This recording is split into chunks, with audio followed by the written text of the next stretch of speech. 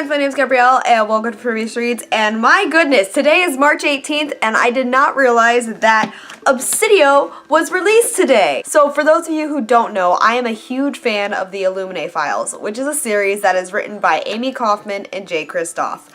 Now, their third and final book was set to release in March, and I did not know that the date happened to be the same day that I came back from a week-long camping trip, which is today, and Obsidio has been released, and I saw it in a bookstore and immediately freaked out and had to read it. I read this book in 2 hours. If you had not seen my review on the past books, then I would suggest going in and watching those first so that you at least have some sort of knowledge of what this series is about. This review will be spoiler-free. I may touch on some subjects that might be confusing for those of you who haven't read the series in general. Before I start this review, I just want to say I'm going to try and be as non-biased as possible. I do love the Illuminae Files as a whole, but I feel like I have removed myself enough from it while reading to actually be able to be impartial about this book. But anyway, moving on, let's just get into what I thought. So, Obsidio is the culmination of the first 2 books, Illuminae and Gemina. In the first 2 books, we were introduced to a whole bunch of characters. We have the 2 main characters that were introduced in Illuminae, which was Katie and Ezra. In the second book, Gemina, we were introduced to a bunch of characters, but the main 2 were Hannah and Nick.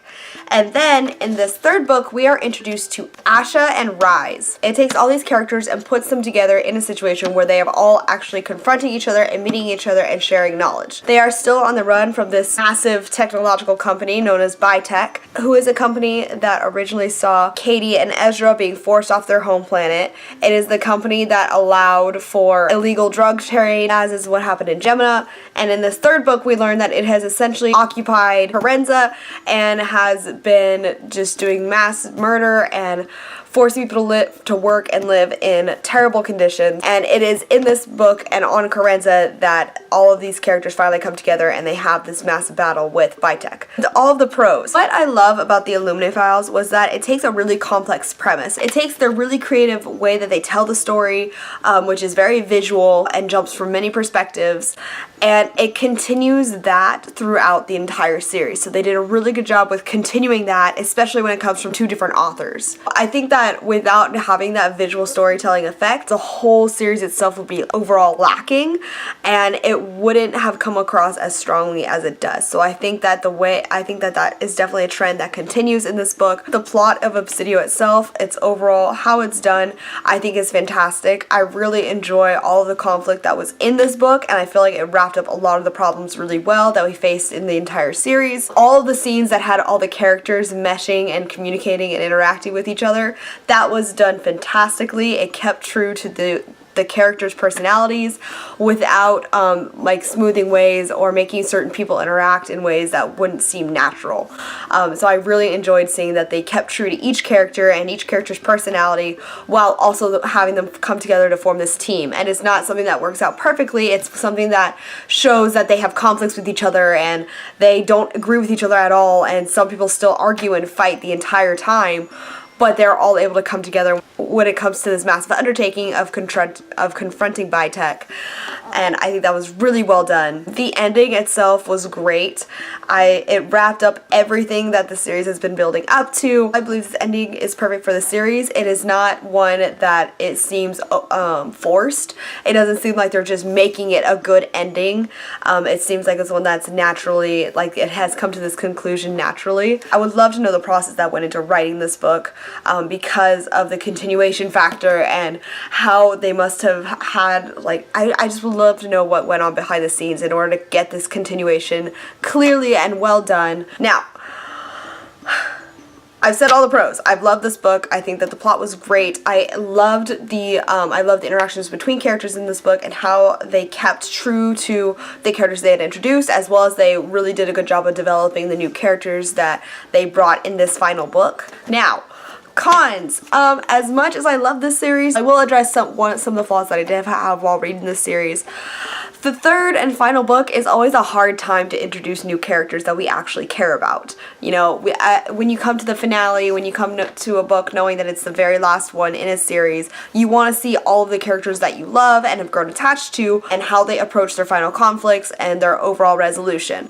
So the fact that there was new characters introduced into this book, even if though they were characters that when you look into it really did have ties back to the original ones, it was hard for me to grow to care about them, especially because we already had so many other characters that we loved that we were introduced to in the first two books that were interacting and having all these great scenes together. And you get the new characters, those scenes felt a little weaker. If they had been introduced at any earlier part of the series, I feel like I would have been really interested in what was happening with them. But as a whole, looking at this series and looking at this as the final book, I found I didn't care as much about them as I did the previous one. That was my only conflict I had with this book, and I feel like now that I have, once again, now that I've read it, I've gotten my resolution, I feel satisfied with the ending.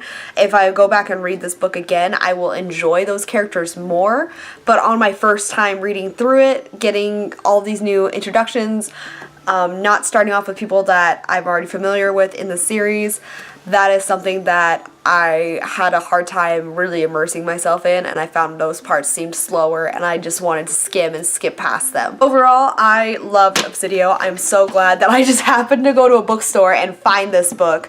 This book is going to look beautiful with the other two that I have on my shelf. That is one thing I will say about the series as well, is that it is a completely gorgeous series. I feel like I might come back to this later and maybe do a more in-depth spoilery type of review. Let me know if you would like let me know if that's a video you would like to see in the comments down below.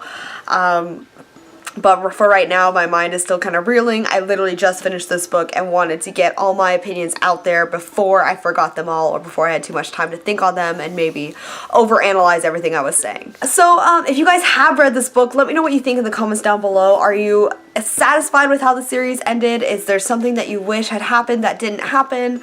What did you think of this book as a whole, or this series as a whole? I would love to hear from you. Please let me know in the comments down below. And if you guys like this video, make sure you subscribe to my channel so you can keep up to date with the Bookish videos that I upload twice a week, as well as reaction videos whenever something cool comes out that I want to react to. If you guys feel like helping out a small creator and you have not yet tried Audible for free, then you definitely should. Audible is a site where you can browse tons of audiobooks online, and it's really, you can find any book that you want on there basically, and it's really great. I love using Audible for when I'm driving or in the car or I just don't have time to read.